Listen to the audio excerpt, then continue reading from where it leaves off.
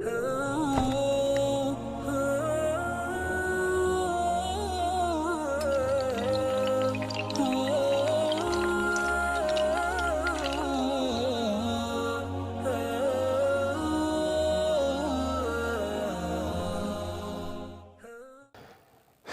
اللہ الرحمن الرحیم۔ انسان دنیا میں زندگی گزارتا ہے، لیکن ایک قسم کی زندگی خوشیوں سے بھری ہوئی ہوتی ہے اور ایک قسم کی زندگی دکھوں سے۔ اب ایک کامیاب زندگی اور ایک ناکام زندگی، ان دونوں میں فرق ہے۔ انسان اپنی زندگی کو خوشیوں سے بھر سکتا ہے اور انسان ایک کامیاب زندگی گزار سکتا ہے۔ انسان خود کو ناکامیوں سے بچا سکتا ہے اور دکھوں سے بھی بچا سکتا ہے، لیکن اس کے لیے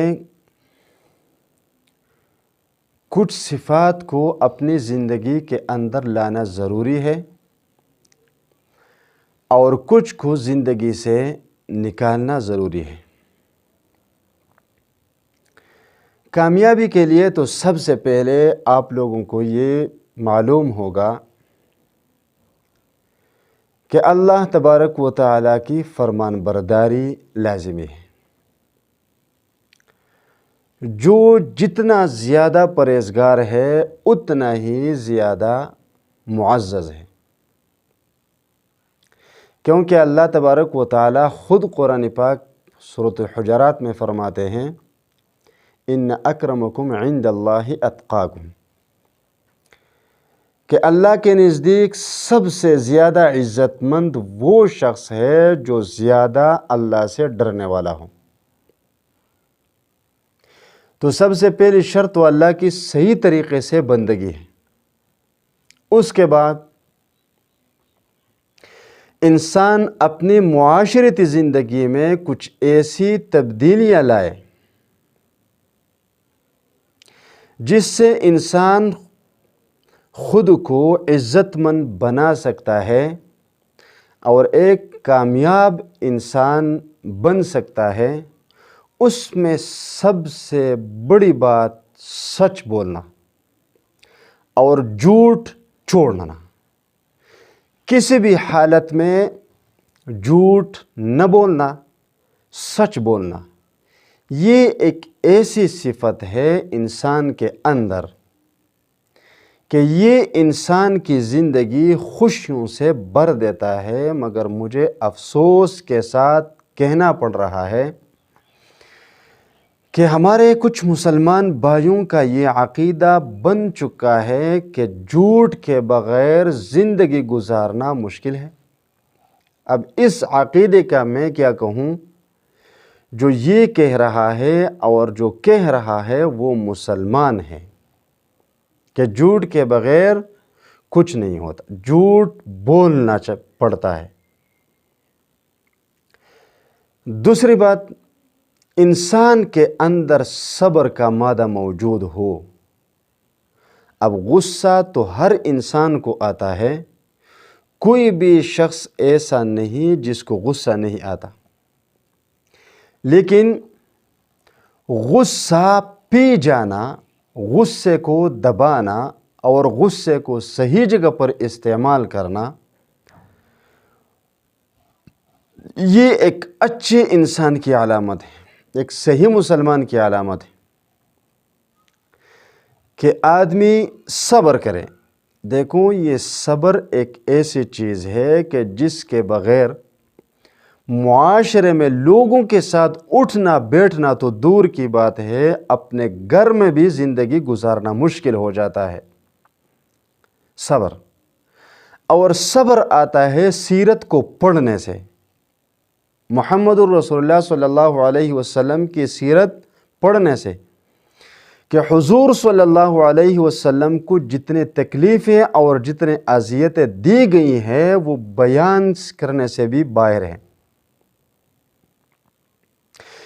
اس سیرت کو پڑھ کر انسان دنگ رہ جاتا ہے کہ آپ صلی اللہ علیہ وسلم پر اتنی اذیتیں گزری اور اس نے صبر کا دامن ہاتھ سے نہیں چھوڑا، اس نے صبر کیا۔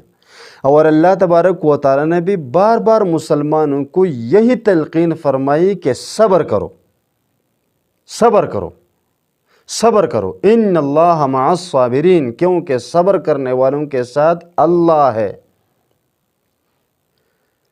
تو اب جس کا ساتھی اللہ بنا تو اس کو کیا مشکل پیش آ سکتی ہے؟ وہ عزت مند نہیں ہوگا معاشرے میں؟ آپ خود سوچیں، خود بتائیں کہ جس کا ساتھی اللہ بنا تو بتاؤ کون اس کو ہرا سکتا ہے؟ تو دوسری صفت مسلمان کے اندر صبر کا ہونا ضروری ہے۔ اور نمبر 3 درگزر۔ آپ صلی اللہ علیہ وسلم کو اللہ تبارک و تعالیٰ فرماتے ہیں فَاعْفُوا وَاصْفَحُوا، معاف کرو اور درگزر کرو۔ اور اللہ تبارک و تعالیٰ، دیکھو پہلے میں ایک بات بیان کر چکا ہوں غالباً کسی ویڈیو میں،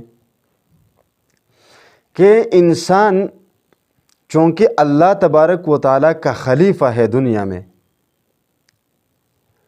وَإِذْ قَالَ رَبُّكَ لِلْمَلَائِكَةِ إِنِّي جَاعِلٌ فِي الْأَرْضِ خلیفہ، خلیفہ ہے، جانشین ہے دنیا میں۔ اب یہ سارے صفات اللہ کے اندر موجود ہے، صبر، درگزر، عفو، اور یہی صفات انسان کے اندر بھی ہونے چاہیے، رحم کا بھی، صبر کا بھی، درگزر کا بھی، عدل کا بھی، احسان کا بھی، کیونکہ اللہ تبارک و تعالیٰ کی انہی صفاتوں کا مظہر ہے یہ انسان۔ اگر درگزر بیچ میں سے نکالا جائے تو کسی بھی جگہ میں انسان کے لیے زندگی گزارنا مشکل ہو جاتی ہے، چاہے وہ بیوی کے ساتھ ہوں، چاہے وہ ماں باپ کے ساتھ ہوں، چاہے وہ بھائی بہن کے ساتھ ہوں، چاہے وہ بچوں کے ساتھ ہوں، چاہے وہ دوستوں کے ساتھ ہوں، چاہے وہ بازاروں میں ہوں، چاہے وہ مسجدوں میں ہوں، چاہے وہ مدارس میں ہوں، چاہے وہ اسکول کالج میں ہوں، کہیں پر بھی یہ انسان نارمل زندگی نہیں گزار سکتا اگر عفو اور درگزر بیچ میں سے نکل جائے۔ یہ بہت سے صفات ہیں، انشاءاللہ میں تفصیل کے ساتھ ایک ایک کر کے آپ کے سامنے رکھوں گا۔